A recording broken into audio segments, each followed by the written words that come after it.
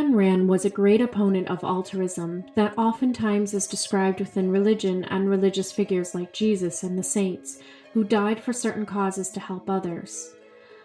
When we think about altruists, often the extreme is shown with Mother Teresa, Joan of Arc, Gandhi, and other types of self-sacrificing figures. She stated that individualism is the heart of the experience and nobody should sacrifice their lives for another, that we are all equally free to be individuals experiencing our own lives, and that it is selfish to suggest others are responsible for others' happiness. I can agree with her to a degree. When it comes to life experience, nothing is rarely all one way or another. Many of my videos do take an altruistic tone, which I admit, because I feel it is true strength shown in sacrifice at times of great need. It is easy to be selfish and to only think of the self, but sacrifice is a strength not many have inside. Frodo is seen as a brave and dear hobbit to me because of this, but I do believe in balance of individualism and altruism. And I believe right in the center is where you find the Elves of Tolkien I call the healthy altruist. There is an interesting dynamic that plays out in the elven characters, where they are helpful, but they have certain boundaries. You see this at first with Elrond and his reluctance to lead his army to fight, but things do change, and the Rivendell archers are sent to help in the battles at last. There is this type of dance between individualism as an elven race separate from humanity, and also altruism for the good of the whole. I believe the elves represent a nice balance of showing personal boundaries, and it is something that has developed in me over time. Ayn Rand is not completely wrong in her view about individualism. The older a soul seems to feel, the closer they get to understanding everyone's purpose or positions in the world. The more they are less inclined to sacrifice themselves and thinking it would change anything that was already set out to happen before a timeline was developed. I have seen it and experienced it. Everybody has their own spiritual journeys to go on. Some people do become doormats to others and allow people to walk all over them, thinking that their self-sacrifice of what they want will make others happiest, when all it does is leave the sacrificer unhappy and silently resentful that the other has not reciprocated in some way. There is something dangerous in this thinking, because the soul yearns for its own individual and unique story to play out. So if you are solely focused on others, you may miss the chance of living a life for yourself. A person like this needs to quickly develop healthy boundaries in place to become a more balanced person. Something really beautiful unfolds when you find that balance of being a soul that helps others as well as yourself live the life that you wish. Being completely an individualist, as Anne expressed that she despises altruists, is going to leave society a cold place where nobody helps one another or cares for another at all, which sadly is what phase society is in right now. We have very few altruistic souls right now because altruism has been mocked, ridiculed by individualists like Ayn Rand, and pushed aside by the self-empowerment movement even. But there is a way to be a healthy altruist, which is what I consider the Elves of Tolkien to be like, and I am slowly finding this balance myself. Here are ways to be a healthy altruist that could help you get back on track to a healthy inner state as well as rightful place within the collective universe. Number 1. Oftentimes we are asked for favors that require a lot from us, either through time, money, or effort.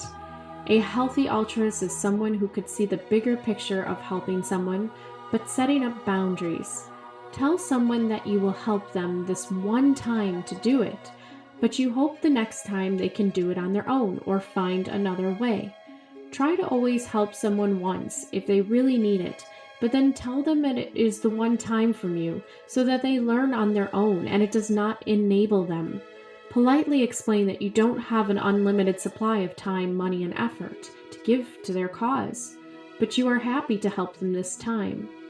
In turn, this could make the other person grow a bit and not expect next time for you to be there to help them out. It may make them appreciate the help you give them in that moment, knowing it is the one and only. Number 2.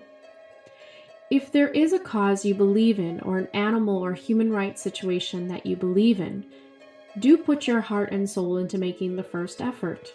Be confident that that little effort you have done already has been a good stone to start the ripples in the pond.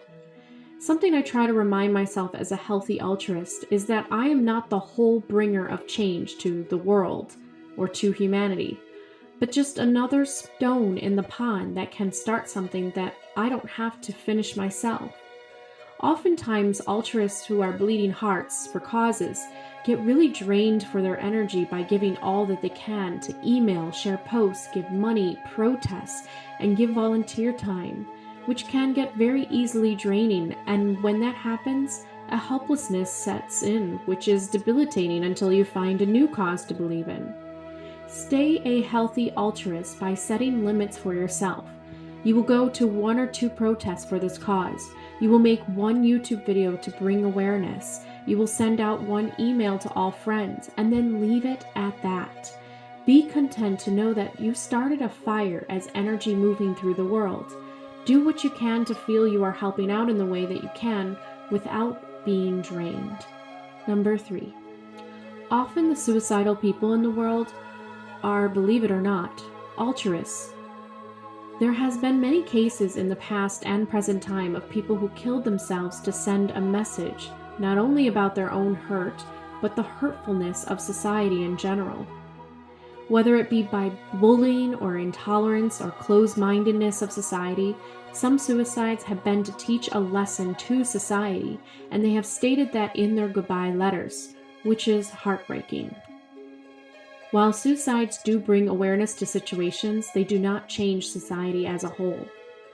The best way to be a healthy altruist who does not think about sacrificing your life for the lessons of others is to realize that giving up your life is not the only way you can get the message across to them. Use your passion and pain to increase your ability to send out messages while still alive. You may be here in the world for this very idea. If you feel very passionate and sad about society, you can choose to become a wounded healer, someone who can take the suicidal pains of dealing with others and the world and cultivating deeper understanding and empathy for others who are going through the same things. This is a healthy altruist that allows you to live the life and experience opportunity as well as make a livelihood of sending messages to others you feel passionate about. Don't forget that when you give to others, make sure that you give something to yourself so that you can also feel like you are getting something back in return, because you cannot live at the expectations that everybody will be at your level of giving. When you are an altruist, you also have to realize that not everybody is going to want to live that type of life in which they give a lot of themselves to others. So be happy and content in understanding the level of giving that other people can be at, and then just make sure that you replenish your own energy and give to yourself to make up for that loss of energy, that loss of time, that loss of effort. Make sure that you treat yourself just as well as you treat others. No energy is ever really lost, but by giving away your energy, you may feel a sense of depletion. It's very important to recharge that battery and to make sure that you are giving yourself back what you gave out. The universe does have its laws of karma, in which what you give out, you do receive back. So you don't have to be so worried about that. But do take the time for yourself.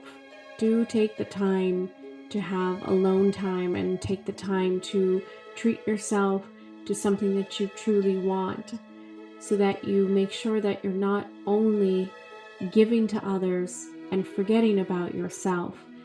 In the meantime, you have the life to live as well. These are a few ways to remind of a healthy balance between expressing yourself as an individual and focusing on your own goals, but also taking in consideration of others around you who may need help. We all need help at times, and it is important to admit that. Even the wisest beings on Middle-earth needed the wizards, hobbits, and men to help defeat the orc army.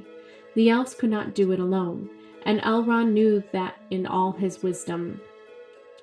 We are in this world together, and although altruism may not be popular right now in the way that it has been showcased in the past, it is the only way a species truly thrives and evolves beyond its wildest imagination. It is time altruism evolves too, one that can incorporate both the individual and the collective by simply knowing what you are capable of, helping and setting boundaries to not drain yourself at the same time. Now, there is a realm of altruism that was expressed within Arwen's character of giving up her immortality for a mortal life with Aragorn. And so if you are to feel like you have to sacrifice yourself for someone else, then do it for love, because that has a way of bringing forth the energy that is going to come back to you in a way where her sacrifice of having a mortal life with Aragorn also gave her a new life, her child that she was going to have with Aragorn as well. So there is a way of, sometimes when you give it all, you do get something back. But this is in very extreme cases, rare situations. But if you are to completely sacrifice yourself, then do it for love. And don't do it for any other reason other than just the love of another that you feel. Because this may be part of the experience, which something that Ayn Rand forgot to even think about, is that sometimes the individual's story is about sacrifice for love. It sure was for Arwen in Tolkien's story.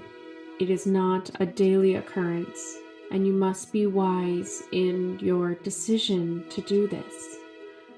But I did want to talk about the other higher realm of altruism that does exist in a very energetic state, in which when you do something for authentic love that you have for another person, the universe always gives you something back in return, something that you may have not even thought of yourself, but it is a gift because of the energy that you have given out will be received back in a way that you have not even thought of before.